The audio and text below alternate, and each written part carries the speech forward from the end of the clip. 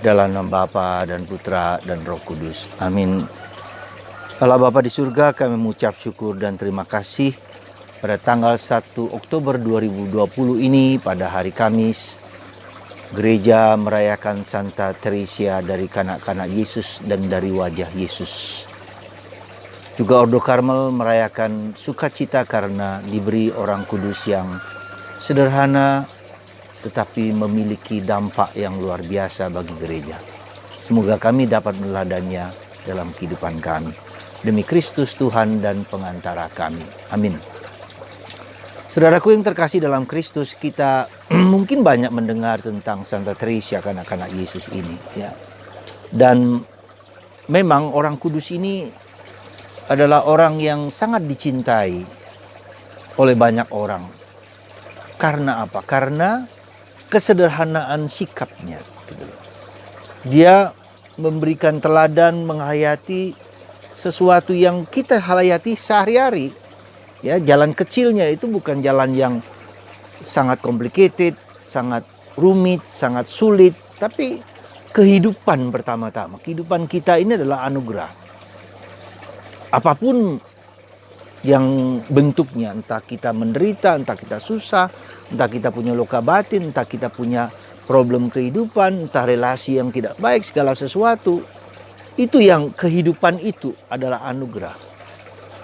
Dan Teresia memeluk, merangkulnya menjadi bagian hidupnya, di mana dia kemudian di sana dia dengan bergelut, bergulat, bergumul dengan kenyataan itu. Dan dia mengundang Tuhan, dia terbuka terhadap Tuhan. Dan itulah sebetulnya kekuatan Teresia. Maka dia katakan jalan kecil itu adalah jalan penyerahan diri. Jalan mempersembahkan hidupnya. Jalan iman. Ya. Hidupku dulu. Jadi apa yang sebetulnya supaya kita dalam meneladani orang kudus ini jangan terlalu mungkin kita terlalu tinggi-tinggi, mereka hebat sekali, jauh dari kita. Sehari-hari enggak. Teresia ini adalah sungguh-sungguh orang yang menghayati keseharian dengan sungguh-sungguh gitu loh. Melihat Tuhan dalam kenyataan, dia mengatakan, aku melihat Tuhan ketika aku menyiram, ketika aku mencuci, ketika aku mengalami penderitaan bersama pimpinannya yang tidak suka dengan dia. Yang keseharian, yang nyata, yang konkret, yang realistis. Dan itulah kita temukan, lalu dia mengatakan, aku menemukan Allah itu di dalam kitab suci, dalam Injil. Seperti Bapak, dia bilang. Allah adalah Bapak yang menerima aku, anaknya. Apapun juga yang kukatakan, seolah-olah baru bagi Bapak itu, dia bilang begitu. Ya. Jadi penghayatannya akan relasinya dengan Tuhan itu sebagai Bapa dan dia sebagai anak. Dan itu nyata karena dia adalah anak bungsu dari keluarga yang bapak yang sangat mencintai dia. Bapaknya menyebut dia princess, ratu kecilku, little princess. Dan sangat dekat dengan bapak. Tetapi maka itu dalam hubungannya dengan Allah dia juga mengalami itu. Allah adalah Bapa, aku adalah anak kecil yang digendong oleh bapak, oleh ibu. Jadi keakraban, relasi yang dekat dengan Tuhan. Dan pada zaman itu, pada zaman Teresia, relasi dekat dengan Tuhan itu menjadi sesuatu yang sangat sulit karena ada aliran Jansenisme. Aliran yang mengatakan bahwa Tuhan itu jauh, bahwa Tuhan itu besar, Tuhan agung, gak bisa didekati dan segala macam. Tapi justru ini kehangatan relasi dengan Tuhan inilah yang menjadi kekuatan Teresia sebagai anak bungsu, gitu kan. Nah, jadi sekali lagi dia menemukan itu dalam Injil. Nah, maka dalam pengalaman relasi besar sekali pengaruhnya relasi keluarga ini. Karena dia sangat dicintai, maka dia menemukan pada akhirnya. Dia juga adalah orang yang pemimpi, ingin menjadi seorang martir, menjadi menjaga gereja, menjadi misionaris, menjadi imam, menjadi apa saja. Dan itu Tuhan izinkan. Tapi ketika dia kemudian menemukan itu dalam Korintus, bahwa segala sesuatu itu bersumber pada kasih. Pada cinta, pada kasih. Kasih itu merangkul segala sesuatu. Ya. Maka dia pengalaman cinta itu dia dapat ke dalam keluarga. Maka pengalaman cinta ditemukan dalam cinta. Lalu dia mengatakan, my vocation is to love. Panggilanku adalah mencinta, mengasihi. Tapi proses untuk mencinta dan mengasihi itu adalah proses yang jatuh bangun. Ya. Bukan sekali jadi, bukan sekali dapat begitu saja. Enggak, tidak. Dalam pergaulan itu dia mengalami suatu proses yang tidak mudah dalam kehidupan komunitasnya. Ya, jangan dikira bahwa hidup di komunitas itu hidup yang gampang. Tidak. Hidup yang jatuh dan bangun. Maka bagi dia adalah hal penting di situ adalah doa-doa itu seperti seorang anak kepada Bapa. Ungkapkan saja gitu loh kepada Bapa. Apa saja yang dikatakan kepada Bapa. Allah adalah Bapa. Rasa hati bisa dengan kata-kata dibilang, tapi juga bisa dengan pandangan, aku mencintaimu. Atau dengan diam, atau dengan alam. Mengungkapkan segala sesuatu, keindahan alam.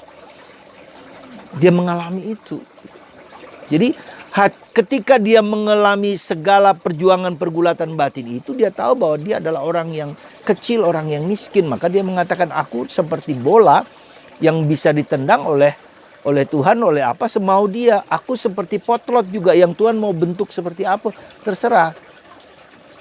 Jadi dia menjadi mengerti self knowledge, mengerti penting sekali self knowledge, kejujuran pada dirinya sendiri bahwa dia nothing. Tidak ada apa-apanya. Aku hanyalah alat yang dipakai Tuhan. Maka ketika dia menulis Story of a Soul, kisah tentang pengalaman Tuhan dalam hidupnya atas permintaan kakaknya Sister Pauline yang juga pada waktu itu menjadi priorinnya, minta dia menulis. Ketika menulis mengatakan, Bunda Maria, ku persembahkan tulisanku ini kepadamu dan biar engkau sendiri yang menulis. Dan The Story of the Soul bukunya itu menjadi begitu termasyhur, sudah diterjemahkan ke dalam 50 bahasa seluruh dunia. Dan orang terpesona dengan kesederhanaan, ya, dengan kerendahan hati. Teresia, kanak-kanak Yesus. Jadi saudaraku yang terkasih, di sini apa yang menurut saya penting kita sadari. Kita rangkul kehidupan kita. Kita peluk kehidupan kita, apapun juga. Lalu ketika kita peluk, kita merangkulnya, ya, kita persembahkan kepada Tuhan apa yang menjadi kegelisahan kita, problem kita, kesulitan kita kepada Tuhan. Persembahan. Jadi merangkul kehidupan, persembahkan hidupmu kepada Tuhan. Letakkan problemmu di hati Yesus yang Maha Kudus. Di hati Bunda Maria. Jadi belajar mempersembahkan pikiranku, hatiku, problemku, kehidupanku. Nah, itulah menjadi persembahan. Kita latihan menjadi persembahan. Nah, dalam persembahan itu dia melihat dirinya sendiri diproses. Kita diproses oleh Tuhan. Dalam jatuh dan bangun, dalam kesulitan. Maka dia menyebut Holocaust of Love. Holocaust itu kalau Anda perhatikan adalah orang-orang yang dibakar dalam zamannya Nazi, Hitler dibakar sebagai, karena itu bukan Holocaust of Love. Jadi karena cinta kita dibakar oleh Tuhan. Tapi Holocaust yang sesungguhnya itu adalah Holocaust yang dipaksa, dibunuh oleh Hitler. Tapi ini Holocaust of Love. Kita dibakar oleh cinta. Tuhan membakar segala sesuatu yang bukan Allah dalam diriku, supaya Allah hidup dalam diriku. Saudaraku yang terkasih dalam Kristus, ada banyak hal yang menarik pada orang kudus ini, orang kecil ini. Tetapi bagi saya yang bisa kita jalani adalah rangkul kehidupan kita. Peluklah kehidupan kita dengan penuh syukur, penuh sukacita. Hidup itu adalah anugerah. Apapun bentuknya, apapun situasi kita sekarang, biarkan rangkul. Kemudian persembahkan kepada Tuhan. Apa yang menjadi problem hidup kita, kita persembahkan.